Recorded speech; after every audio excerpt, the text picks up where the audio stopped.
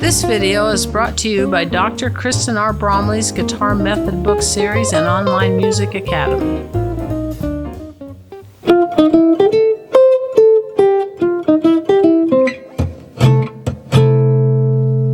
Hi, I'm Dr. Kristen Bromley. Welcome to my online academy. It's so great to have you joining me here in these online lessons.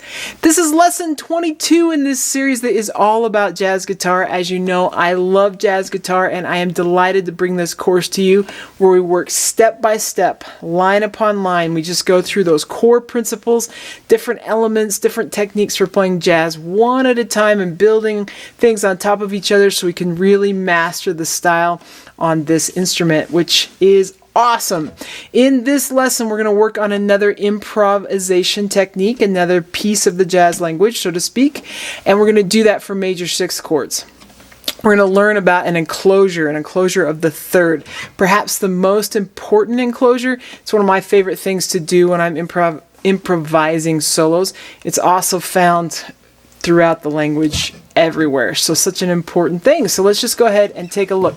Now up here on the board, I have two diagrams. We've been working so far in the course with two forms for the major sixth chord, the arpeggio shapes. So if I do that first one with that low root there in C, I've got this on my 8th fret of the 6th string, and I've just got all those notes up there. The roots have a square around them as we've done in the past. The dots are just the other notes in that arpeggio. Of course, we have the 5th string form as well, where that root is on the 5th string in this case, I'm going to play an F, and it's at the 8th fret as well, and I've got that major 6th arpeggio there. We know with our 5th string forms, anything we do on the top string, we can also do on the bottom string. Now, we've done various things with working improvisation. I haven't included those there. I don't want to clutter things up as we work on this new technique. But what we're going to do is do the 4th to the flatted 3rd to the 3rd. So one term for this is called enclosure, because we're enclosing a chord tone with two non-chord tones that then resolve to that chord tone. So in this case, the 4 is a non-chord tone, the flatted 3rd is a non-chord tone, two tension notes that then resolve to the 3rd. So we are enclosing that chord tone, and the 3rd is probably the most important one that we do this with, though we can do this sort of thing with any of our chord tones. So that 4 flat 3 3 sound has a great pull. In more classical theory terms, we call this a double neighbor. Neighbor tone above, a neighbor tone below, and then we land. And we can actually flip it and do it the other way. Flat 3, 4, 3 would be viable as well. So we can flip those two notes around. So let's get used to this a little bit in these forms. So with this first one, if we did the lower part, and we can look at that, just the low octave, sorry I put the second in there, I could just play 4 flat 3 3 4 flat 3 3. So I can do that right there within that arpeggio form. Once you've got that one, you can look off the 5th string. It's the same thing, 5th string form, I should say. And we're up to that 4th string, and we can do 4 flat 3 3. We could of course go around the circle of 4ths, just going 4 flat 3 3, moving through the different keys, doing it just like that. I didn't include the circle of 4ths up here on the board. We've done it so much, but if this is your first lesson, perhaps that is new to you. You're going to want to check out the previous jazz lessons as these all build upon each other. But we've got that C to F, B flat, E flat, A flat, D flat, then we're going to go up to G flat, B, E, A, D, G, C. So you could work around using this form around the circle of 4ths. However, we spend most of our time improvising on the top 4 strings, and that's where I'm going to put the focus of the lesson for us together. So let's look at the higher part then. So when we're playing that C6, I'm going to have my pinky here, and then down to that middle finger to that 3rd. If I'm in this position where my middle finger's at the 8th fret, so I'm in 7th position with my index finger at the 7th, I could do it with a pinky. If I slide up, as I often do when playing on those top 4 strings, I could go ring, index, middle. So find that there. Once you've found that on that string, let's look into the 5th string form where we've got it.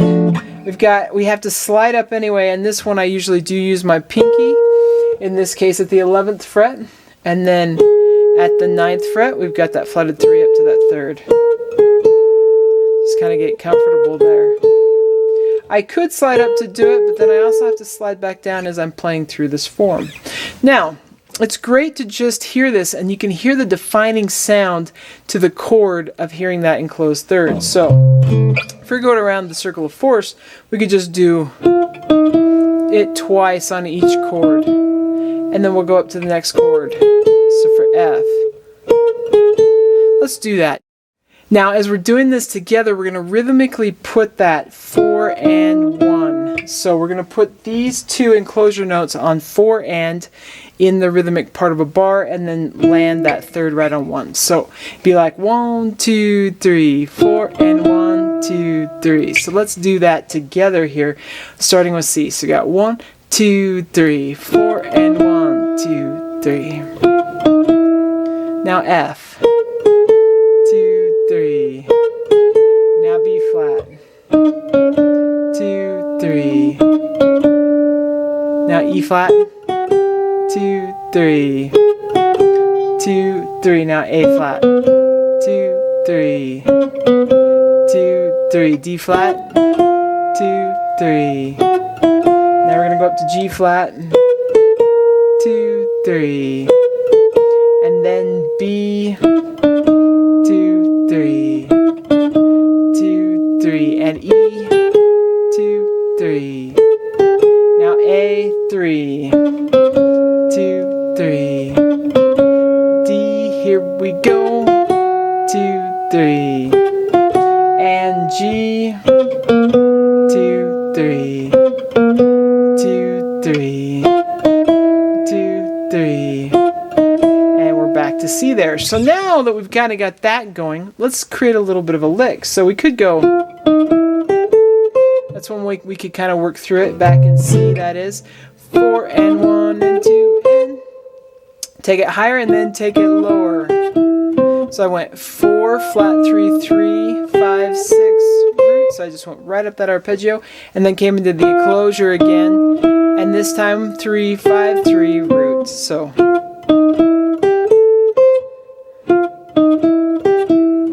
just like that. You want to get that down?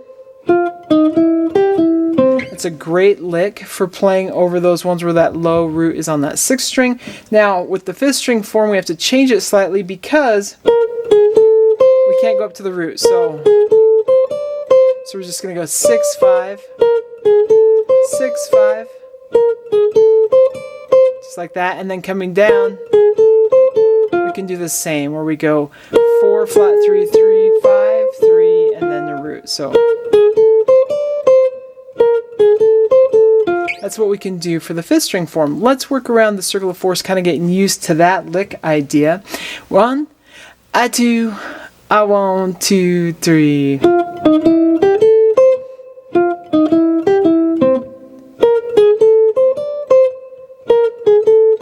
Now we do B flat. And E flat. A flat. And D flat, G flat, and B, and E, and A, and D,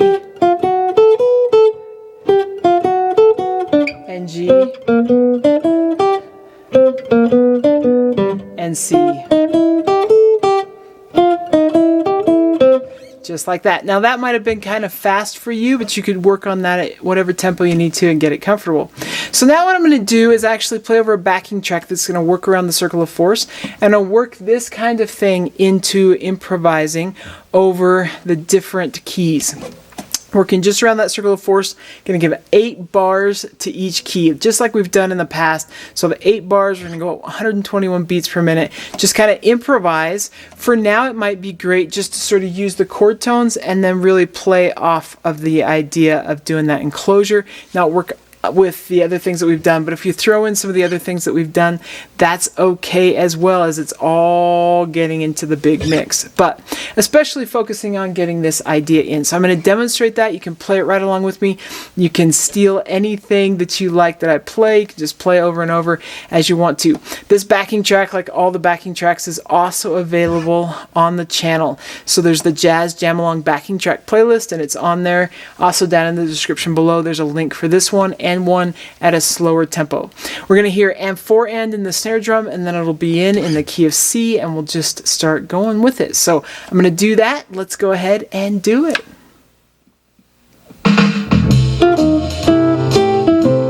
So we're in C.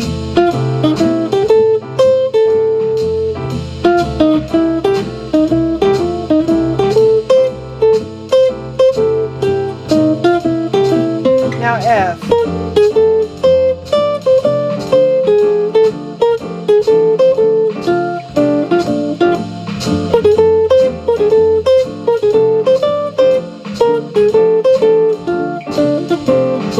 Now B flat.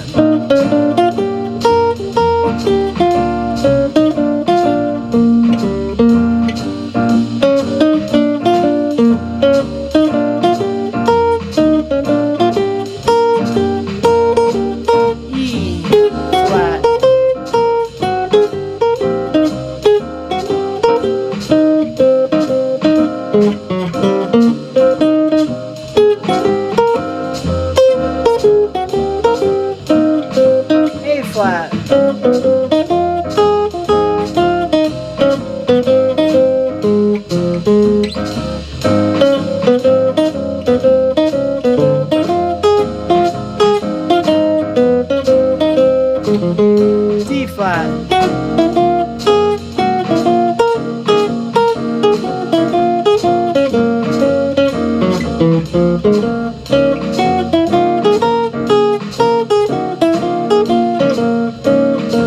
G flat.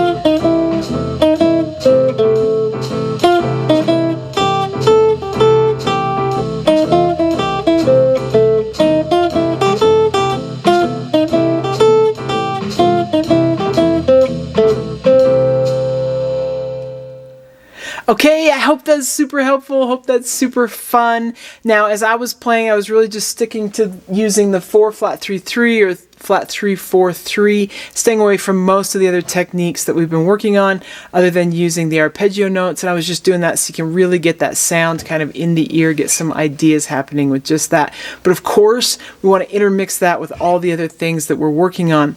As we move forward in the course, I'll have etudes, solo etudes that we can work through that combine all these things together, kind of get them under the fingers in various ways, and licks that combine some of these things together. So there's great things to come that will continue continue to help with this, but wanted to get this idea under our fingers here with the major 6 chords. In the next lesson, we're going to look at doing it with the dominant 7th chords. So such a classic sound, such an important part of the jazz language. So excited to be having this be part of the tricks and licks and different things that we're working on so far. Of course, as we progress in the course, we're going to work on more chords, more tunes, lots of great things to come. So keep having fun with this. Take care. These lessons come out every Monday, Wednesday, and Friday. We'll see you in the next one. If you found this video helpful, please hit the like button and subscribe to the channel. For more in-depth lessons and to progress through a free guitar course, check out my Guitar 101 series on YouTube and my guitar method books, which all come with access to hours of in-depth video lessons. You can find more information about me and my products at kristenbromley.com. Take care.